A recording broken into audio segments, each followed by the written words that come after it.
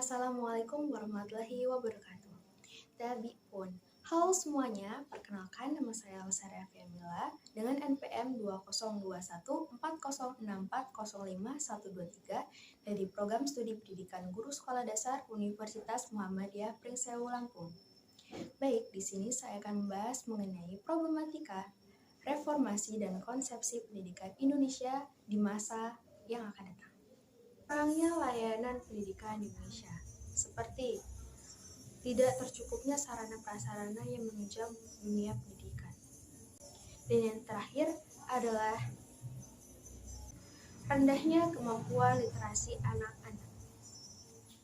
Dilihat dari banyaknya perkembangan zaman, perkembangan teknologi yang ada di Indonesia saat ini, anak-anak sekarang sudah mulai jarang sekali membuka buku. Mungkin untuk membaca materi, belajar untuk ulangan besok, itu sangatlah sulit. Karena dilihat dari sekarang, banyak sekali anak-anak yang sudah kecanduan akan gadget, kecanduan akan dunia teknologi.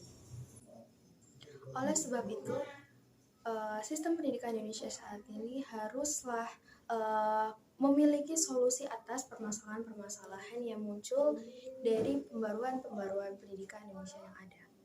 Seperti mulainya memenuhi sarana-prasarana penunjang pembelajaran di sekolah, seperti bangku, mulainya banyak proyektor sebagai teknologi pembelajaran, berikutnya kelas yang baik atau tidak jebol, terus meja, papan tulis, serta peralatan-peralatan lain yang menunjang pendidikan Indonesia.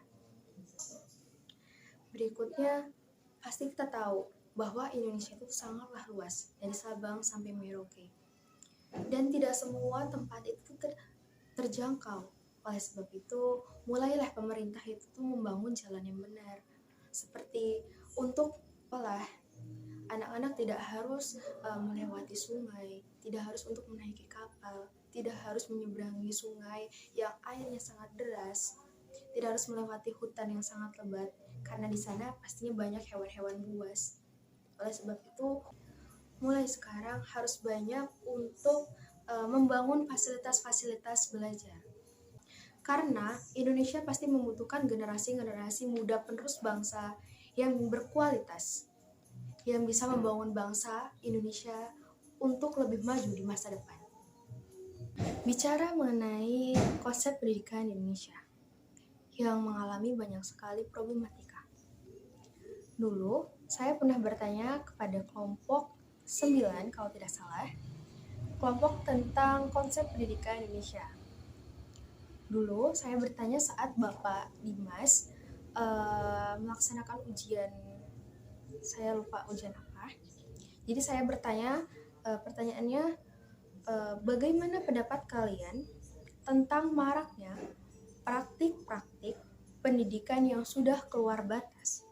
Contohnya, sekarang banyak sekali oknum-oknum yang menjual nilai demi uang, menjual sebuah gelar demi uang, bahkan lebih parahnya menjual suatu karya demi uang. Karya dalam pendidikan maksudnya. Apakah serendah itu moral pendidikan di Indonesia? Dan apakah serendah itu sebuah proses pendidikan yang sudah kita tempuh dari pendidikan dasar SD sampai perguruan tinggi? Dan bagaimana pendapat kalian tentang oknum-oknum tersebut? Dan bagaimana upaya kalian sebagai calon pendidik menyikapi hal tersebut?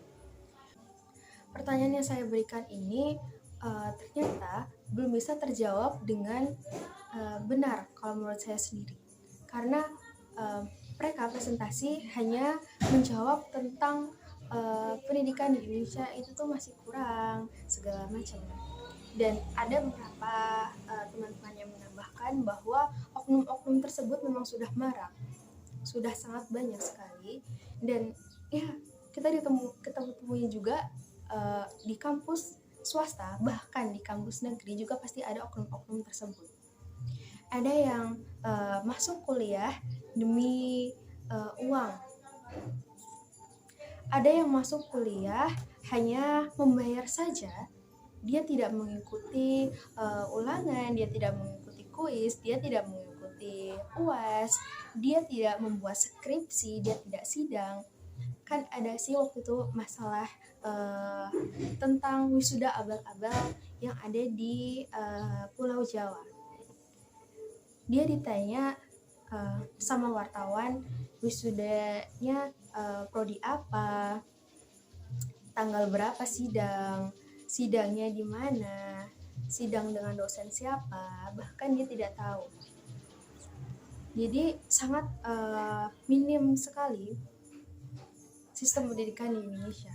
Oleh sebab itu, kita sebagai generasi muda bangsa haruslah memikirkan solusi-solusi atas permasalahan pendidikan di Indonesia saat ini.